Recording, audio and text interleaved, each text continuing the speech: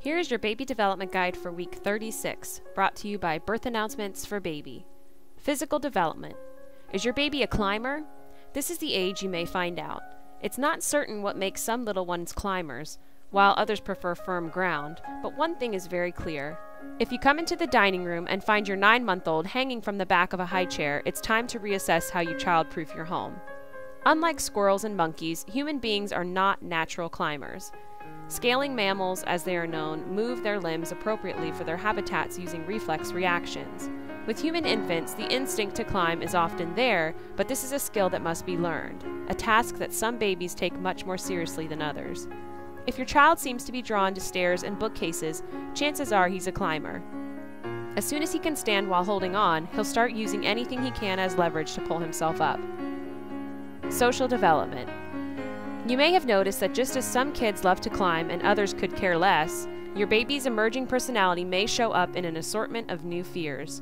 Common phobias at this stage include fear of vacuum cleaners, the bathtub, especially the water going down the drain, thunder, and of course the dark.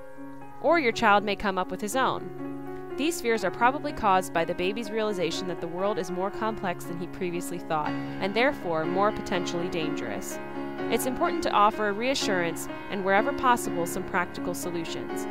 Perhaps a nightlight, new toys for the tub, a playtime session with the vacuum when it's not being used would be all you need to do. Be sympathetic, but keep it light, short, and sweet, and his anxiety will pass with time. Intellectual development. Your baby may be less than 3 feet tall, but he already has a distinct cognitive style. In an experiment at Harvard's Center for Cognitive Studies, 1 to 10-month-olds were briefly shown faces and balls in each of 2 windows. Some children found faces more interesting, while some preferred balls, and others liked both equally as well. Reports from parents noticed that the babies who preferred balls were happier playing with toys, while those who liked faces were more content in social situations. Other studies have shown that from early infancy, some children have their own master plan for reaching their goal. They learn maneuvers separately and put them together toward an end result.